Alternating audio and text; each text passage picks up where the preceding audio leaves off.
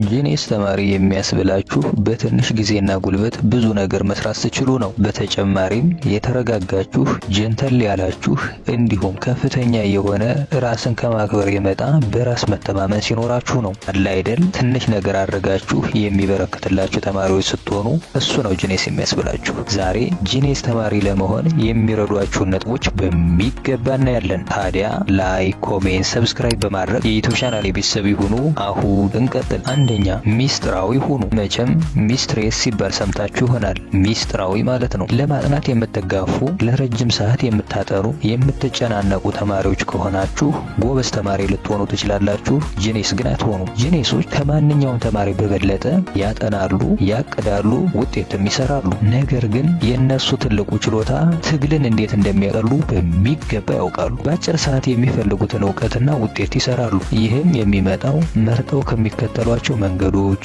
ስትራቴጂዎች፣ ሚዲያዎችና አርአያ ከሚያደርጓቸው ሰዎች ነው። እና ብዙ ጊዜ ምን እንደሚሰሩ አይታወቁም። ነገር ግን ውጤት ላይ በደንብ ይታወቃሉ። አለ አይደል? ትንሽ ሰርተው የሚበረክትላቸው አይነት ተማሪዎች ናቸው። ሚስጥራዊ ስትሆኑ ማንም ያደንቃችኋል። ምክንያቱም በውጤት ስለምታስደምሟቸው ነው። ሁለተኛ፣ ለጥቃቅን ነገሮች ትኩረት ስጡ። እስኪ አንድ ነገር ላንሳ። ተምራችሁ አንድ ሴሚስተር ካለቀ በኋላ ለፈተና 4 ቻፕተር ተሰጣችሁ እንበል። ፈተናውን መስራት የምትችሉት በመጨረሻ ላይ ባላችሁ ሩጫ ሳይሆን ከመጀመሪያ ጀምሮ እስከ መጨረሻ ድረስ ለእያንዳንዷ ርዕስ በሰጣችሁ ትኩረት ልክ ነው። ትኩረት ስታደርጉ በደንብ ማዳመጥ ትችላላችሁ፣ ትጠይቃላችሁ፣ ያልገባችሁን ለማጥናት ጊዜ ትመድባላችሁ፣ አስቸጋሪ ርዕሶችን ትለያላችሁ። ይህም እያንዳንዱን ነገር የምትሰጡት ትኩረት ትምህርቱን በደንብ እንድትረዱት ስለሚያስችላችሁ ለጥናት ብዙ ዋጋ ሳትከፍሉ ትልቅ ውጤት ታመጣላችሁ። ጂኔስ ሆናችሁ ማለት አይደለም። ሶስተኛ፣ አእምሯችሁን ክፍት አድርጉ። ለመማር የተዘጋጀ አእምሮ የመለወጥ እድሉ ከፍተኛ ነው። አንዳንድ ተማሪዎች ቀድመው ይህ ይገባኛል፣ ያ አይገባኝም ብለው አጥር ይሰራሉ። ይህ ደግሞ እንኳንስ ውጤታማ ለመሆን ትንሽ ነገር ለመስራት አይሆንም። ክፍት አእምሮ ብዙ ነገሮችን ከመምህራን፣ ከተማሪዎች፣ ከዩቲዩብ እና ከሌሎች ያገኛል።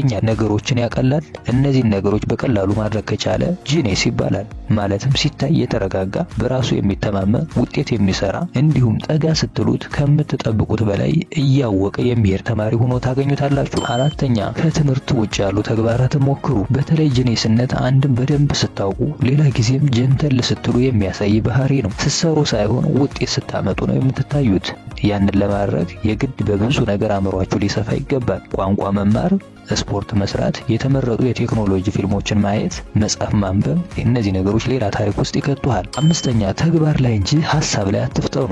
ምን መሰላችሁ? ጂኔስ ለመሆን ስታስቡ ከማደር ይልቅ አንዲት ደቂቃ ማጥናት፣ ትኩረት ማድረግ፣ ስልጠና መውሰድ ወይም ደግሞ ሌላ ነገር ማድረግ ይሻላል። ሐሳብ ኃይላችሁን ይገላችኋል። ሐሳብ ኃይላችሁን ይገላል፣ ያጨናንቃችኋል፣ ብዙ እንዳትሰሩና ውጤታማ እንዳታደርጉ ያደርጋችኋል። መስራት ግን ነገሮችን ይለውጣል። መስራት ላይ አተኩሩ፣ ማድረግ ላይ አተኩሩ። ጥሩ ነገር እንዳገኛችሁ ተስፋ አደርጋለሁ። መልካም ጊዜ እመኛለሁ።